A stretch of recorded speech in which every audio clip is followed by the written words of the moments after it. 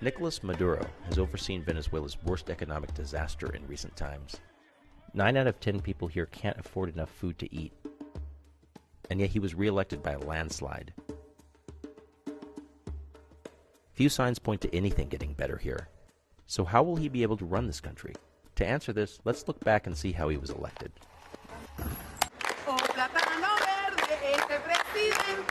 It's the day before the presidential election, and I'm here in a leaky basketball court in a neighborhood that voted heavily for Maduro in the last election. There's no stump speeches, no candidates, no flags for any party. But there are eggs and frozen chicken subsidized by the government. Maduro's campaign has been widely criticized for dangling food in front of the poor in exchange for votes. Ese presidente sí que va pa'lante, agárrate. Claro.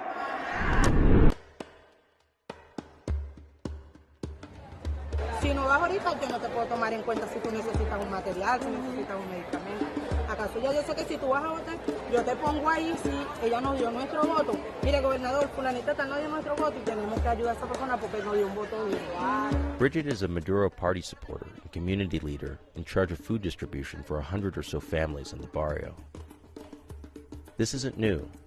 Handing out food and promising benefits have been popular get-out-the-vote tactics here since Hugo Chávez's time.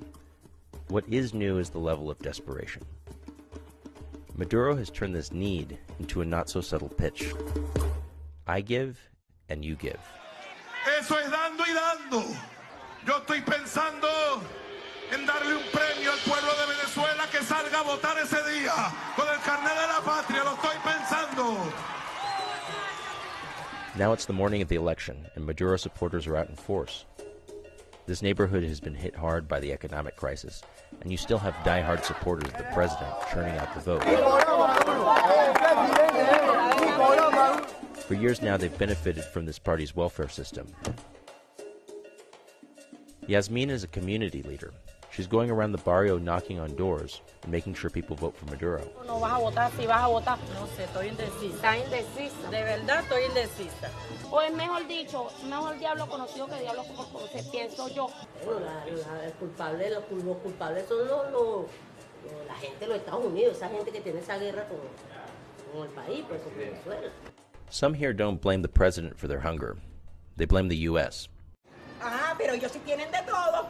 Others don't buy that line. Y la gente pasando roncha. Eso es lo que no ven.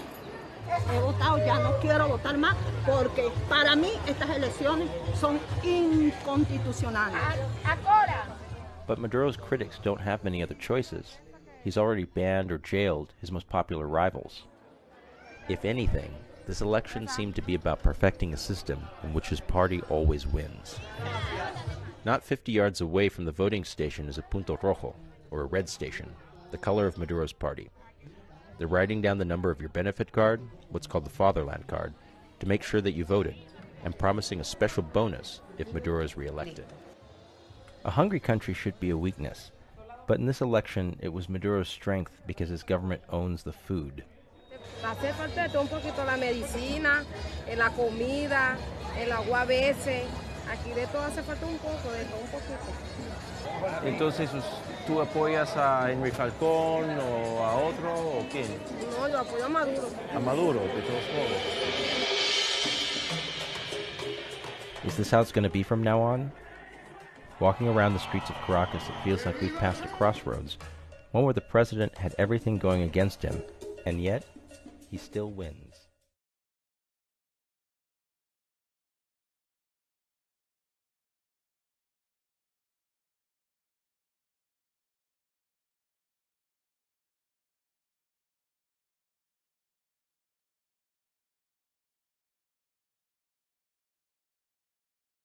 We'll go to Venezuela now, and where the government has introduced a new electronic identity card to assist with the country's cash crisis. The card can be used to buy food and other basic needs and should make shopping easier. Juan Carlos Lamas is in Caracas and sent us this report. It's an electronic identity card President Nicolás Maduro is calling the Homeland Card. It will regulate access to food and personal care products necessary for everyday use. A ration card for people who are already on government assistance.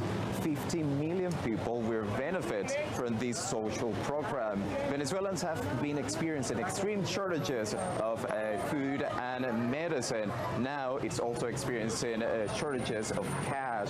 Last month, President Nicolás Maduro announced he will pull the 100 Bolivar notes out of circulation to replace them with new higher denomination bills. But the new bills have slowly made their way to the public. The new ID card has a QR code that will allow people to make purchases electronically to avoid using cash.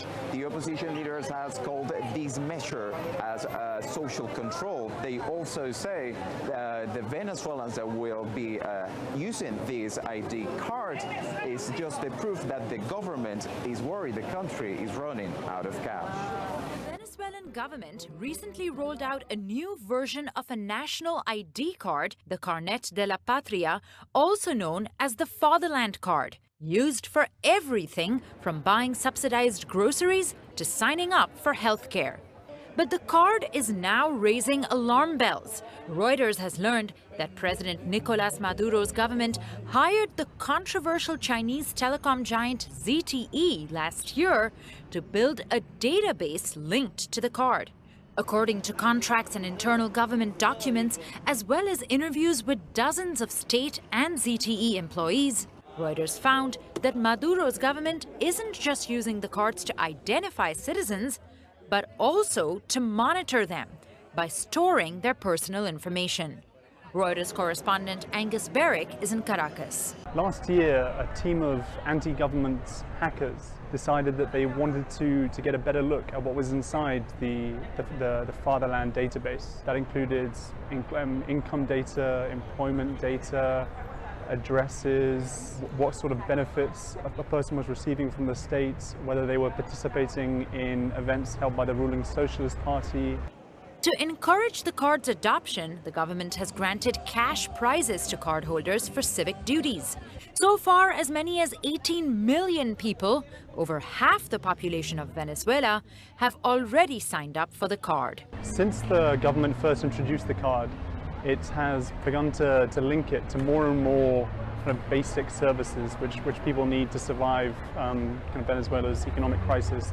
That includes food handouts, medicine, pensions. Others worry about Chinese firm ZTE's involvement in developing the Fatherland database. ZTE has been slammed in the past by the United States for dealing with authoritarian governments.